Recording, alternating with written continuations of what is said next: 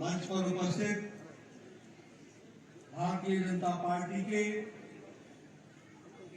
की जनता है, इसमें भी घोटाला, खनिज में घोटाला, लोहे में घोटाला, कोयले में घोटाला। यानी यूपीए की सरकार ने 2014 में न जमीन छोड़ा, न आकाश छोड़ा, न पाताल छोड़ा, तीनों जगह भ्रष्टाचार ही किया। ये यूपीए की सरकार हमको देखने को मिली। ऊपर से निर्णय न लेना ही निर्णय है, पॉलिसी पैरालिसिस। उस समय का रक्षा मंत्री कहता था कि बॉर्डर पर सड़क न बनाना यही हमारा डिफेंस है, यही हमारी रक्षा है कि न सड़क होगी और न ही दुश्मन आ पाएगा। ये भूल जाते थे कि चाइना ने हमारे बॉर्डर तक सड़क बना ली है, उसको मिनट लगेगा घुसने में। लेकिन आज मोदी जी ने 13,125 किलोमीटर की सड़क बनाकर सारे बॉर्डर को सुरक्षित कर दिया है। ये भी हमको ध्यान रखना है। तो एक समय था भ्रष्टाचारी देश, निर्णय न लेने वाला देश, अनिर्णय की स्थिति में रहने वाला देश, वंशवाद से ग्रसित देश। और वहां से आदरणीय मोदी जी ने 2014 के बाद निर्णय लेने वाला देश, मजबूत देश, कड़वे फैसले करने वाला देश, आम आदमी को राहत मिल सके इसके लिए काम करने वाला देश बनाया। तो मोदी जी ने बनाया, इस बात को भी हमको ध्यान रखना चाहिए। और इसीलिए जहां भ्रष्टाचार था उससे देश को निकाल करके विकासवाद के साथ जोड़ा, जहां वंशवाद था तो वंशवाद से निकाल करके विकासवाद जोड़ ले गए, जहां वोट बैंक की पॉलिटिक्स थी उस वोट बैंक की पॉलिटिक्स से निकाल करके देश को तरक्की की ओर ले जाने का काम और रिपोर्ट कार्ड की राजनीति को मोदी जी ने सामने ला करके खड़ा किया। इसलिए मोदी जी के नेतृत्व में नहीं सिर्फ सरकार बदली, सरकार के साथ साथ सरकार के काम करने की संस्कृति भी बदल डाली। इस बात को भी हमको ध्यान रखना चाहिए। रिपोर्ट कार्ड की राजनीति, आज यहां हमारे जो भी नेता खड़े होते हैं छाती ठोक के बोलते हैं, हमने ये कहा था, हमने ये किया है, हमने ये कहा था, हमने ये किया है, ये हम करेंगे, ये कर रहे हैं और ये भी करके देंगे। इस बात को कहा है तो भारतीय जनता पार्टी ने। और इसीलिए जब हम विकास की बात करते हैं, आपको जान करके खुशी होगी कि सड़कों के लिए, रोड्स, नेशनल हाईवे के लिए, इंफ्रास्ट्रक्चर के लिए 18 लाख करोड़ रुपए 2014 से 2022 के बीच में खर्च हुआ है। और इस साल 10 लाख करोड़ रुपए सिर्फ इंफ्रास्ट्रक्चर पर खर्च हो रहा है, सिर्फ इंफ्रास्ट्रक्चर पर खर्च हो रहा है। रेलवे लाइन, रोड, अब मैं अगर कंस्ट्रक्शन की बात करूं, एक समय में प्रतिदिन 12 किलोमीटर नेशनल हाईवे बनता था एक दिन, और आज 29 किलोमीटर प्रतिदिन नेशनल हाईवे बनाया जा रहा है। ये भी हमको ध्यान रखना चाहिए। उसी तरीके से नेशनल हाईवे पिछले 9 सालों में 54,000 किलोमीटर बने, 54,000 किलोमीटर। और त्रिपुरा में पिछले 6 सालों में 300 किलोमीटर नेशनल हाईवे बन करके तैयार हुआ है। ये भी हमको याद रखना है। ये जो अगरतला से शांति बाजार तक और ये जो साउथ त्रिपुरा है, अब ये नेशनल हाईवे है कि नहीं है? ये नेशनल हाईवे किसने दिया? 2016 में मोदी जी ने दिया और नितिन गडकरी जी ने काम करा करके ये भी आपको दिया। और आज 6 नेशनल हाईवे आज त्रिपुरा में उनका काम चल रहा है और वह आपको त्रिपुरा को दिया गया है। उसी तरीके से अगर हम बात करें तो 37,000 किलोमीटर रेलवे ट्रैक को इलेक्ट्रीफाई कर दिया गया है। यानी अब 37,000 किलोमीटर की सड़क रेलवे ट्रैक पर इलेक्ट्रिक की ट्रेन दौड़ती है, इलेक्ट्रिफिकेशन हो गया है। यह भी हमको ध्यान रखना चाहिए। और अगरतला से अकुरा रेल लिंक, जिसका इंडियन साइड जो भारतीय साइड है उसमें 5.40 किलोमीटर 460 किलोमीटर, ये टोनियर, ये जो हमारा नॉर्थ ईस्ट हमारा डिपार्टमेंट है उसके माध्यम से इसका काम हुआ है। और 6.8 किलोमीटर ये बांग्लादेश में जो रेलवे ट्रैक बन रहा है, इसका खर्च मिनिस्ट्री ऑफ एक्सटर्नल अफेयर्स, विदेश मंत्रालय ने दिया है। और अब अगरतला से कलकत्ता जाने का समय 31 घंटे से घट करके 10 घंटे हो जाएगा। ये विकास की नई कहानी की जा रही है। ये है बदलता भारत। पहले हम बांग्लादेश में के माध्यम से सोच नहीं सकते। आज हमने रेलवे ट्रैक के काम को आगे बढ़ाया। आपको जान करके खुशी भी होगी और आश्चर्य भी होगा। खुशी ये होगी कि आज 9 साल के अंदर 74 एयरपोर्ट बने हैं, 74 एयरपोर्ट। और उसके साथ साथ 70 साल में 74 एयरपोर्ट बने। और मोदी जी के नेतृत्व में 9 साल के अंदर 74 एयरपोर्ट बने हैं। ये भी हमको ध्यान रखना चाहिए। आज नॉर्थ ईस्ट में 7 नए एयरपोर्ट बन रहे हैं। सभी कैपिटल को जोड़ने का प्रयास हो रहा है या कैपिटल के नजदीक एयरपोर्ट बनाने का इंतजाम हो रहा है। अगर हम गांव की सड़क बोले तो आपको जान करके आश्चर्य होगा, पिछले 9 साल में 3,28,000 सड़क ऑल वेदर रोड गांव को जोड़ने के लिए बनी है। और 61,000 गांव हैबिटेशन को पक्की सड़क से जोड़ने का काम पिछले 9 साल में हुआ। अगर मैं शांति और सुरक्षा की बात करूं तो मैंने पहले कहा 13,125 किलोमीटर, क्षमा करिएगा 13,525 किलोमीटर कॉर्नर रोड बन करके तैयार हो गया है। और एक नहीं 2 ब्रिज बन करके, एक तरफ से जाने का एक तरफ से आने का, हर मौसम में 2 दिन के अंदर, 1 दिन के अंदर 99% एक तो 7,500 करोड़ रुपए का जो प्रोक्योरमेंट है वो हुआ है। और उसी तरीके से 2,71,000 का 2022 से इसमें प्रोक्योरमेंट हो रहा है डिफेंस प्रोडक्ट्स का। और जिसमें से 99% भारत की इंडस्ट्री बना रही है। ये आत्मनिर्भर भारत की ओर जाने का विषय है। आपको मालूम होगा चाइना के साथ डोकलाम स्टैंड ऑफ हुआ, चाइना की फौजें खड़ी रही तो सामने भारत की फौज भी डट से खड़ी रही और उनको वहीं पर रोका। ये भी आपको मालूम। एयर स्ट्राइक, सर्जिकल स्ट्राइक, ये सब चीजें आप जानते हैं।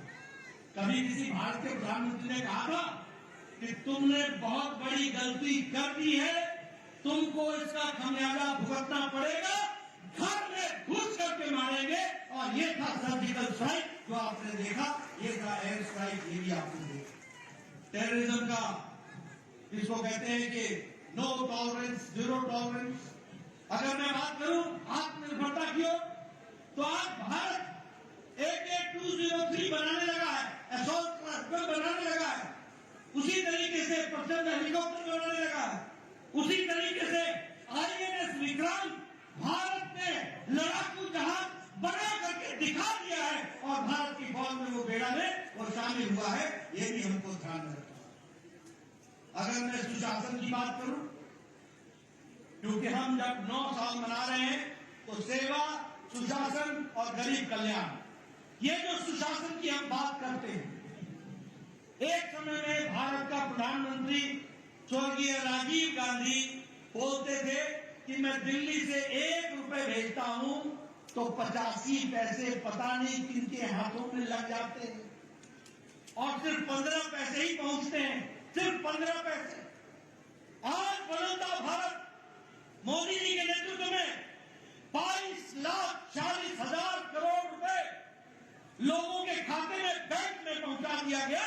ये बदलता भारत है। लोगों को डायरेक्ट बेनिफिट ट्रांसफर पहुंचाया गया। कितना? 22,40,000 लाख करोड़, जिसमें से 2,20,000 करोड़ रुपए, लाख करोड़ रुपए ये जो पिलफरेज हो जाता था, ये जो बीच में बिचौलिए खा लेते थे, इसको भी रोकने का काम किया है। कितना? 2,20,000 लाख करोड़ इतना मोदी जी ने बचाया है डायरेक्ट बेनिफिट ट्रांसफर से। ये है सुशासन।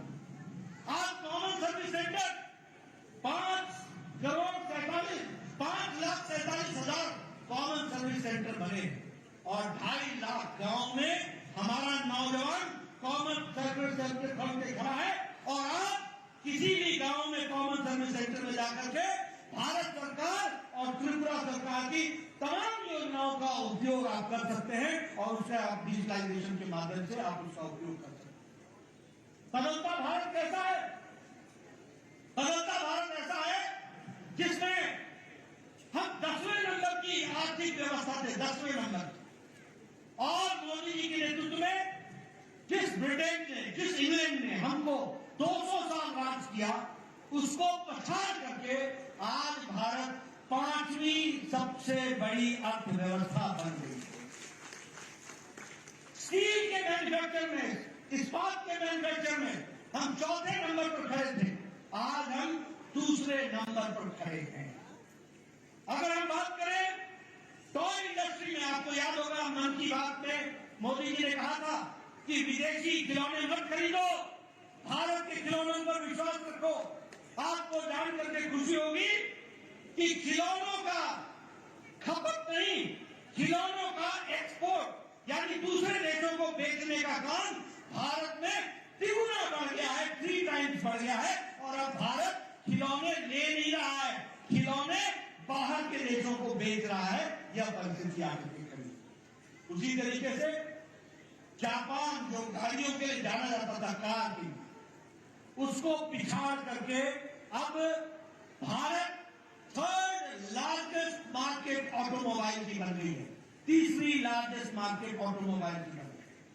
और उसी तरीके से फॉरेन डायरेक्ट इन्वेस्टमेंट हमारे यहां $84.8 बिलियन फॉरेन का इन्वेस्टमेंट भारत में बढ़ा है। यह भी हमको समझने की जरूरत है। 50% हमारा इलेक्ट्रॉनिक गुड्स में एक्सपोर्ट बढ़ा है। और इसी तरीके से हमारे विकास के नए नए आयाम बने हैं। आपको जान करके खुशी होगी, आपने कभी सोचा था?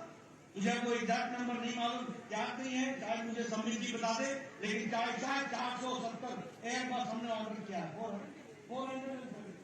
470 एयरबस भारत ने ऑर्डर किया, 470।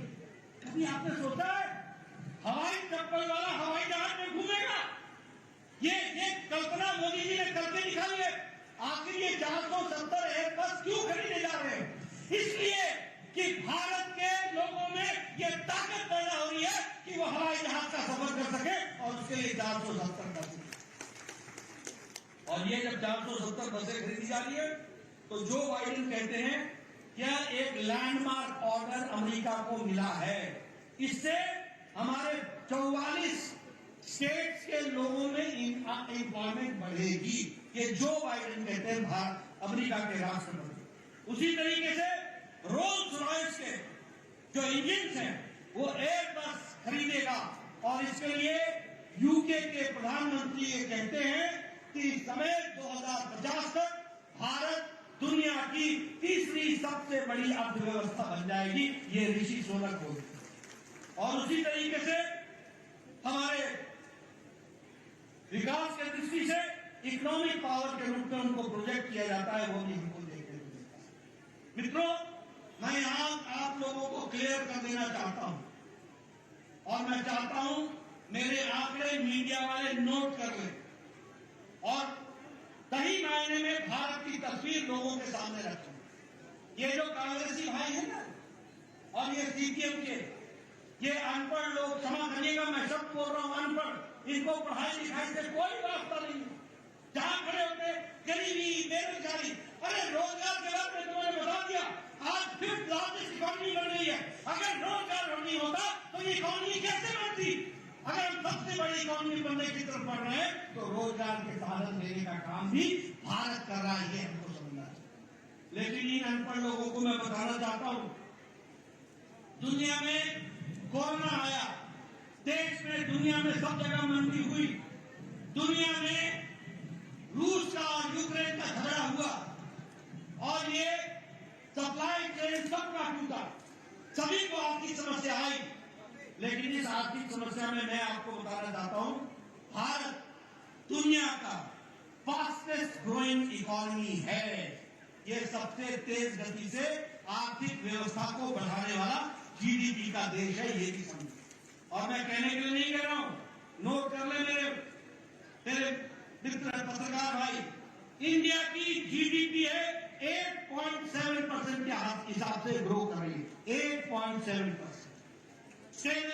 मॉर्गन स्टैनली ये बैंक अपनी रिपोर्ट में कहता है कि भारत की अर्थव्यवस्था सबसे मजबूत है दुनिया में, ये मॉर्गन स्टैनली बोलता है सबसे मजबूत है।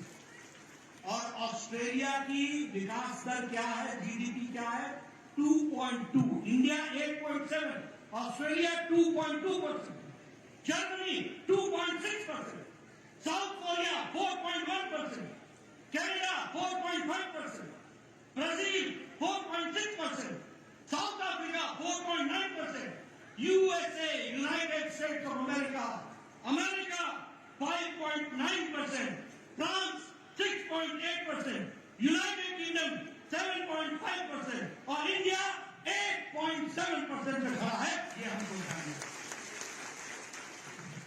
अब मैं अगर महंगाई की बात करूं, इन्फ्लेशन की बात करूं, ये अनपढ़ कांग्रेसी भाइयों को समझा देना कि महंगाई बोलते हैं ना, इनकी महंगाई हमने देखी है। आप बड़े महंगे हो गए, आपको नहीं पता चलता कि सच्चाई क्या है। मैं आपको बताना चाहता हूं, इन्फ्लेशन इंडिया 4.2% पर खड़ा है, यूनाइटेड स्टेट्स 4.9% पे खड़ा है, फ्रांस 5.1% पर खड़ा है, यूरो एरिया 6.1% पर खड़ा है, ऑस्ट्रेलिया 7% पर खड़ा है, इटली 7.69% पर खड़ा है, यूनाइटेड किंगडम 8.7% पर खड़ा है। और खाद्य सामग्री का इन्फ्लेशन, महंगाई, खाने के सामान की महंगाई, वो भी जोड़ लो, इंडिया 2.9% पर खड़ा है, 2.91%। यूएस यूनाइटेड स्टेट्स अमेरिका 6.7% पे खड़ा है, फ्रांस 14.7% पे खड़ा है, यानी फ्रांस में महंगाई 14.7% से बढ़ रही है, जर्मनी 14.5% से खड़ा है, यूरोपियन यूनियन 16.4% से खड़ा है, स्वीडन 16.8% से खड़ा है, यूके यूनाइटेड किंगडम इंग्लैंड 18% पर खड़ा है, पाकिस्तान 48.65% पर खड़ा है और भारत 2.91% पर खड़ा है। ये है बदलता भारत। मैं चाहूंगा इन आंकड़ों को मेरे पत्रकार बंधु जरा दुनिया की तस्वीर दिखाओ, क्या पाकिस्तान, क्या श्रीलंका और क्या भारत और क्या अमेरिका, क्या फ्रांस, क्या इटली, क्या जर्मनी, क्या स्विट्जरलैंड, भारत कहां पर खड़ा है? आज भारत आर्थिक जगत में, दुनिया की नजर में ये ब्राइट स्पॉट है, तो वो भारत है, भारत है, भारत। मैं आपको बताना चाहता हूं, अभी कल परसों तूफान हटा, आपने दुनिया में भी तूफानों की तस्वीरें देखी होंगी। आपने देखा होगा चीन में किस तरीके से शहरों में पानी आया है, आपने देखा होगा अमेरिका में किस तरीके से जंगल जल रहे, आपने टीवी पर देखा होगा किस तरीके से तूफान मकानों को चिथड़े उड़ा रहा है।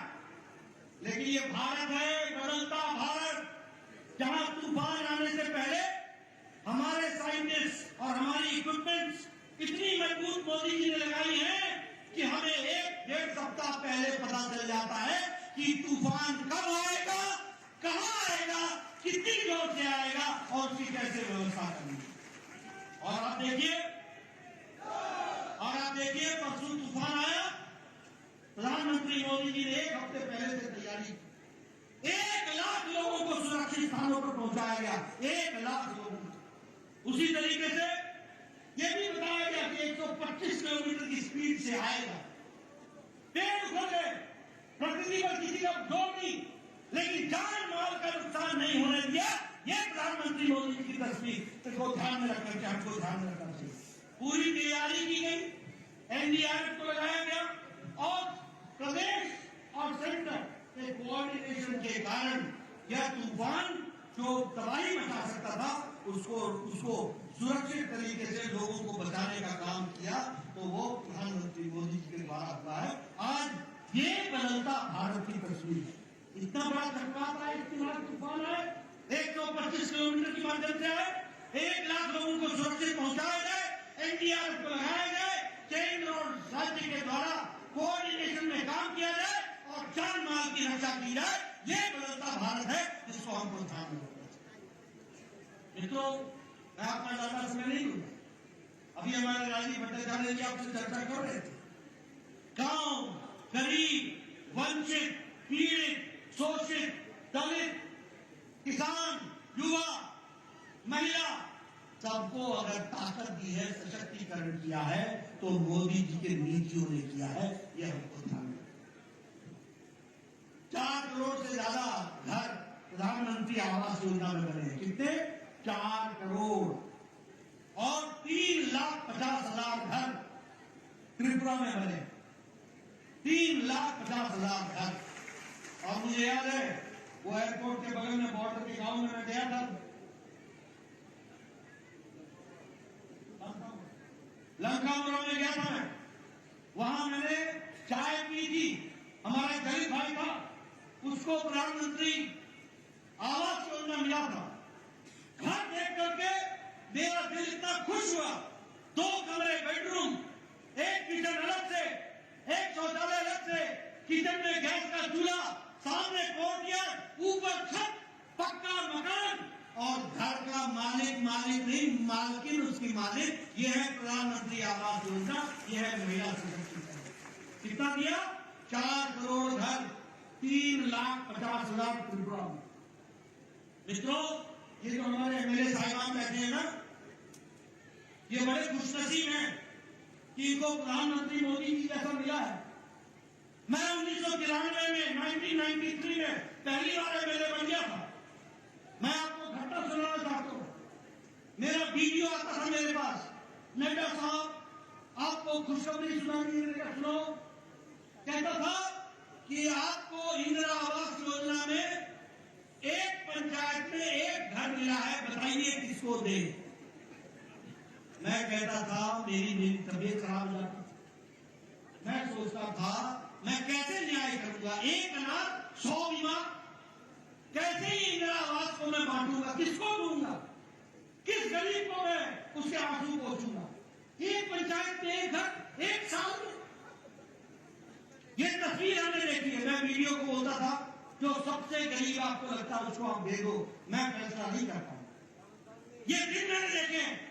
और आज ये कुछ नसीब लोग हैं जो 4 करोड़ प्रधानमंत्री आवास योजना में 1 पंचायत में 20-30 घर देने के हकदार बनते हैं और गरीबों का भला करते हैं। ये हमको सफलता है। उसी तरीके से आज 11 करोड़ शौचालय बन गए, 12 करोड़ शौचालय बन गए। गांव में बहनें सूर्योदय और सूर्यास्त का इंतजार करती हैं। आपने वो दिन याद नहीं है? सिर्फ दैनिक नित्य कर्म के लिए उनको इंतजार करना पड़ता था और झुंड के झुंड एक साथ वो गांव से बाहर निकलती थी अपने दैनिक नित्य कर्म के लिए। आज 11 करोड़ से ज्यादा घर शौचालय इज्जत घर बने। ये इसका मतलब ये समझो कि कैसा भारत था 9 साल पहले, जहां 11 करोड़ बहनें अपनी इज्जत के लिए मोहताज थी। उनको अगर इज्जत देने का काम किया तो नरेंद्र मोदी जी ने किया। ये भी हमको ध्यान में रखना। अगर हम बात करें आयुष्मान भारत का, और यहां भी आपने स्कीम चलाई, तो स्कीम का नाम क्या है? आयुष्मान भारत। ये सब जितने बैठे ना एमएलए एमपी, ये जितने, इन सब लोग आज से 7-8 साल पहले चिट्ठी लिखा करते थे, प्रधानमंत्री जी मेरे इलाके में फलाना निवासी फलाना बहुत गरीब है, इसका बाईपास सर्जरी होनी है, 2 लाख रुपए लगना है, कृपया प्रधानमंत्री राहत कोष से देने की कृपा करें। इसके देखिए मुख्यमंत्री को लिखते थे, मुख्यमंत्री जी फलाने की किडनी का ऑपरेशन होना है, 5 लाख रुपए खर्च होंगे, कृपया अनुदान देने की कोशिश कीजिए। अब मुख्यमंत्री जी 2 लाख देते थे, बाकी 3 लाख कहां से आए? 2.5 लाख देते थे, कहां से आए? ये सारी स्थितियां थी। लेकिन मोदी जी ने 10 करोड़, मेरे पत्रकार भाई नोट कर लेना, 10 करोड़ 74 लाख परिवार, 50 करोड़ लोग, गरीब लोग, जाति के आधार पर नहीं, काम के आधार पर गरीब लोग। कौन? रिक्शा वाला, फेरी वाला, रेडी वाला, सब्जी वाला, ठेले वाला, बस का ड्राइवर, बस का क्लीनर, बाल काटने वाला, कूड़ेदान से प्लास्टिक इकट्ठे करने वाला, ऐसे गरीब लोगों को, 50 करोड़ लोगों को 5 लाख रुपए प्रति वर्ष हेल्थ कवरेज देने का काम, स्वास्थ्य के गंभीर बीमारियों से लड़ने के लिए देने का काम किया तो मोदी जी। आज कम से कम 80 करोड़ रुपए का इस तरीके से लोगों की राहत मिली है, वह भी हमको ध्यान रखना है। प्रधानमंत्री उज्ज्वला योजना, उजाला योजना, गरीब कल्याण अन्न योजना, आज 80 करोड़ की जनता को 5 किलो गेहूं या 5 किलो चावल, 1 किलो नमक मिल रहा है कि नहीं मिल रहा है? मिल रहा है कि नहीं मिल रहा है? प्रधानमंत्री गरीब कल्याण अन्न योजना में मिल रहा है कि नहीं मिल रहा है? मैं सुनना चाहता हूं, मिल रहा है कि नहीं मिल रहा है? मित्रों, ये गरीब कल्याण अन्न योजना सिर्फ गरीब कल्याण अन्न योजना नहीं है, इसके कारण भारत की गरीबी 22% से घट करके 10% से कम हो गई और अति गरीबी 1% से भी कम हो गई है। और हम नहीं बोल रहे हैं, ये इंटरनेशनल मॉनिटरी फंड बोल रहे हैं। ये दुनिया की तस्वीरें हैं जो हम आपके सामने देखते हैं। भारत की तस्वीर मोदी जी ने बताइए, दुनिया में भारत की छवि बढ़ाई कि नहीं बढ़ाई? बढ़ाई कि नहीं बढ़ाई?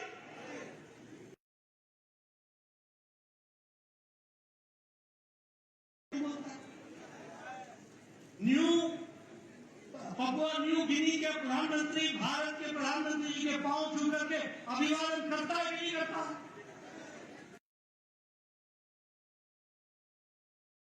न्यूजीलैंड का प्रधानमंत्री मिलने के लिए न्यूजीलैंड से फ्लाई करके ऑस्ट्रेलिया की सिडनी में आकर मिलता है कि नहीं मिलता?